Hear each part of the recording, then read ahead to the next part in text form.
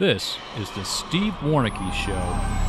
The question that I got asked hands down over my 15-year career the most was, why can't you shoot them in the arms? Why can't you shoot them in the legs? Why can't you shoot the gun out of their hands? Why can't you shoot the knife out of their hands? We're going to finally answer that for everybody. And if that's a question you have, I'm going to answer why it is we don't do that as police officers. The general point of police officers using force is to gain compliance. They want you to comply with what you're supposed to be doing. Another reason for use of force by police is to stop an active threat to themselves or to third parties. And there's lots of different uses of force. There's a use of force continuum. So there's different levels. And believe it or not, some of the things at the bottom is just command presence, just standing there in uniform. And typically you might think about this at like a sports celebration or a parade or something.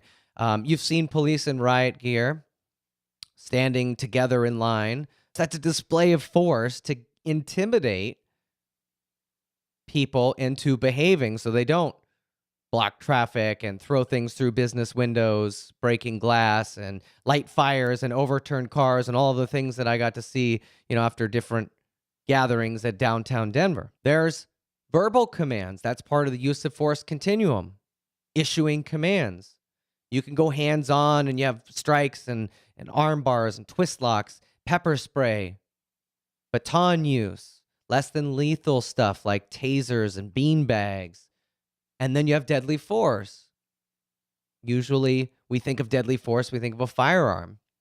But deadly force isn't just a firearm. Deadly force can be choking somebody. So one of the examples that I like to use is the stop sticks that police throw out during a pursuit with the little spikes in them that flatten the tires.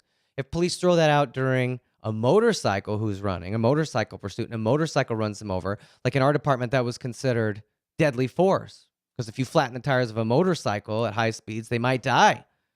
So it's not just handguns, but it's the use of force that's likely to cause death when it's used. There's this whole continuum that police have to choose from. And I think a lot of the things people don't think about is we've all agreed on behaviors in order to be able to live in this prosperous society.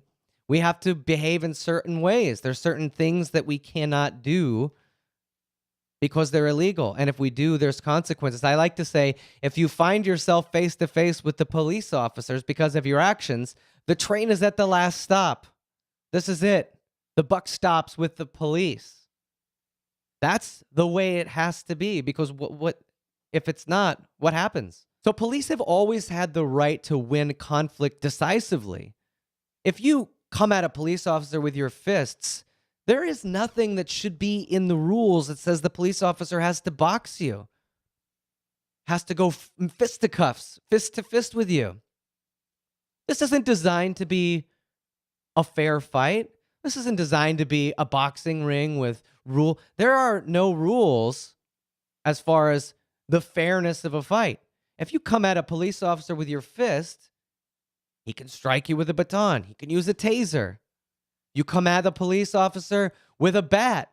He doesn't have to pull out his baton and you guys fence each other. He could shoot you. There's nothing that says this has to be a fair fight. And we can't expect the people that are keeping the peace and enforcing the laws that we've agreed upon to go out and address each and every threat with exactly the level of force that is being shown to them. So I hope I've given you something to think about that's out of the realm of your normal perception of things and out of Hollywood and out of TV and cop shows and all that, that's real life, that you can say now when you look at these situations and these topics come up later in conversation, you are armed with knowledge to speak intelligently about these types of things because they're all across the news. And hopefully you've learned something today. It was a lot of fun to talk about it with you. We look forward to hearing from you at stevewarneke.com. Articles, podcasts, and more. Get a copy of From Boy to Blue also at Amazon. We'll see you next time.